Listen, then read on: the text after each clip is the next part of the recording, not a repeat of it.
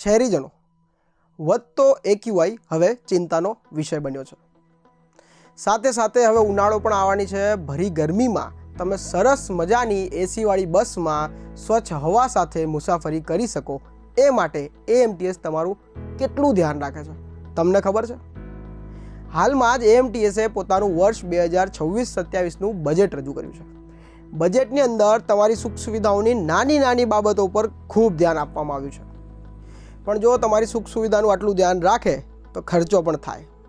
પણ પૈસાની કે ખર્ચાની ચિંતા કર્યા વગર માત્ર ને માત્ર શહેરીજનો માટે 9 કરોડના ખર્ચે 4 નવી એસીવાળી ડબલ ડેકર બસ પણ લાવવાના છે। આ બજેટમાં આવું ઘણું બધું છે જે જાણવા જેવું છે। હવે એની ઉપર જ વાત કરીશું। નમસ્કાર, હું મંથન ને તમે જોઈ રહ્યા છો બેનિફિટ ન્યૂઝ। એએમટીએસ એટલે અમદાવાદ મ્યુનિસિપલ ટ્રાન્સપોર્ટ સર્વિસ। વધુમાં જે લાલ બસો શહેરમાં દોડતી દેખાય છે ને તે એએમટીએસ દ્વારા તાજેતરમાં વર્ષ 2026-27નું બજેટ રજૂ કરવામાં આવ્યું છે। બજેટમાં સુધારા સાથે અંતિમ રૂપિયા 1011 કરોડનું બજેટ મંજૂર કરવામાં આવ્યું છે। બજેટમાં મુખ્ય જાણવા જેવી બાબતમાં જે 867 બસો 168 રૂટ પર દોડતી હતી તેની જગ્યાએ હવે 1600 જેટલી બસો દોડાવવામાં આવશે। સાથે સાથે 9 કરોડના ખર્ચે 4 નવી ઇલેક્ટ્રિક ડબલ ડેકર બસો પણ રસ્તા પર ઉતારવામાં આવવાની છે। બસને કોમ્પ્રિહેન્સિવ મેન્ટેનન્સ સાથે મેન્યુફેક્ચરર પાસેથી ખરીદવામાં આવશે। હવે તમને એએમટીએસ બસ ચાલકના સ્વભાવમાં પણ ફરક જોવા મળશે, કેમ કે બજેટમાંથી રૂપિયા 20 લાખનો ઉપયોગ સ્ટાફ બિહેવિયર ટ્રેનિંગ પ્રોગ્રામ પાછળ પણ કરવામાં આવવાનો છે। હવે વાત કરીએ સ્વચ્છતાની, તો હવે 70 એસી બસોમાં 3 કરોડના ખર્ચે in cabin air purification system પણ લાગવાની છે। સરસ વાત તો એ છે ભાઈ કે હવે બસમાં અંદર સ્વચ્છ અને ઠંડી હવાનો આનંદ માણતા માણતા બહાર વધતા એક્યુઆઈ વાળા નજારા જોવા મળશે।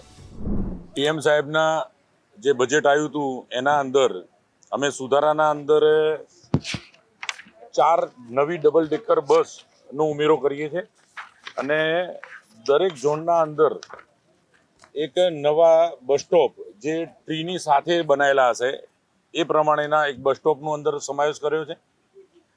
જે અત્યાર સુધી 800ની ઉપરની બસો ચાલતી હતી એ બસોના અંદર 1600 બસો પીએમ સાહેબ એમાં ઉમેરો કરેલો છે। અત્યારે અમદાવાદ શહેરમાં નવી 1600 બસ દોડી શકે એ માટે અને બસોની વ્યવસ્થા સારી રીતે ચાલી શકે એના માટે એઆઈના આધારિત રૂટ કઈ રીતના બનાવવા એના માટેનું એક સોફ્ટવેર ડેવલપ કરવાનું છે અને એના અંદર નવી આ જે એસી બસો આવશે એસી બસોના અંદર એક પ્યુરિફાઈ મૂકવાનું છે જેના આધારે અંદર થતી દુર્ગંધ છે અથવા તો જે વાતાવરણના અંદર કંઈ તો એનું બી એ શુદ્ધિકરણ કરશે એ પ્રમાણેનો પ્રયત્ન કરી અને આ વખત ટોટલ 20 કરોડનો અંદર 9 ઉમેરો કર્યો છે અને ટોટલ આ વખતનું બજેટ 1011 કરોડનું થઈ અને આ વખતનું મૂક્યું છે। નવું બજેટ તો તમે જાણી લીધું, પણ હવે હિસાબ કિતાબની પણ વાત તો કરવી પડશે ને, કેમ કે આખરે પૈસા કોના?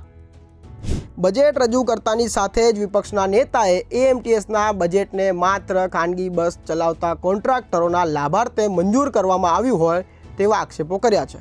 કરે તો ખરા ને, આંકડા બોલે છે ભાઈ, આંકડા। વિપક્ષે રજૂ કરેલા આંકડા મુજબ 10 વર્ષ પહેલા એટલે કે 2016-17માં રૂપિયા 518 કરોડનું બજેટ મંજૂર કરવામાં આવ્યું હતું અને હવે એટલે કે વર્ષ 2026-27માં બજેટનું કદ વધીને રૂપિયા 1011 કરોડ થઈ ગયું છે।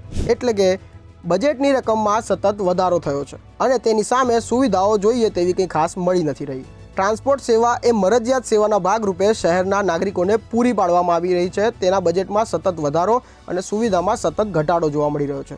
હવે વાત કરીએ દેવાની। છેલ્લા 10 વર્ષમાં એએમટીએસને 5000 કરોડ રૂપિયાની ખોટ હોવાનું વિપક્ષના નેતાનો દાવો છે। જો એએમટીએસ દ્વારા રજૂ કરેલ દસ્તાવેજો જોઈએ તો તેમાં સ્પષ્ટપણે જોવા મળે છે કે એએમટીએસ ચલાવવા એએમસી પાસેથી હવે રૂપિયા 600 કરોડની તો લોન લેવામાં આવશે। आज भारतीय जनता पार्टी ने अहमदाबाद म्युनिसिपल कॉरपोरेशन में एएमटीएस का बजट रखा गया है। इस वर्ष 1011 करोड़ का बजट भारतीय जनता पार्टी ने एएमटीएस यानी कि अहमदाबाद म्युनिसिपल ट्रांसपोर्ट सर्विस के नाम पर रखा गया है। सबसे बड़ा सवाल कांग्रेस पार्टी इस बजट में यह उठाती है कि पिछले 10 वर्षों में लगातार भारतीय जनता पार्टी एएमटीएस के जो बजट निकालती है 5620 करोड़ रुपए भारतीय जनता पार्टी ने पिछले 10 वर्षों में एएमटीएस के लिए बजट रखा गया है। लेकिन सबसे बड़ी बात तो यह है कि इन 10 वर्षों में 5,000 करोड़ से अधिक का नुकसान अहमदाबाद म्युनिसिपल ट्रांसपोर्ट सर्विस को हो रहा है। यह साफ दिखाता है कि ये जो ट्रांसपोर्ट सर्विस है ये कहीं ना कहीं सिर्फ और सिर्फ कॉन्ट्रैक्टरों के लिए चलाई जा रही है। एक तरफ तो बजट निकाला जाता है, लेकिन बजट निकालने के बाद भी अहमदाबाद म्युनिसिपल कॉरपोरेशन की तिजोरी को लगातार 10 वर्षों में 5,000 करोड़ से अधिक का नुकसान हुआ है। यानी कि सिर्फ और सिर्फ कॉन्ट्रैक्टरों के लाभ के लिए यह बजट निकाला जाता है। वही ये ट्रांसपोर्ट सर्विस जो कि अहमदाबाद शहर की जनता को ट्रांसपोर्ट देने की बात होती है, 10 वर्षों में इतना बजट निकाला जाता है।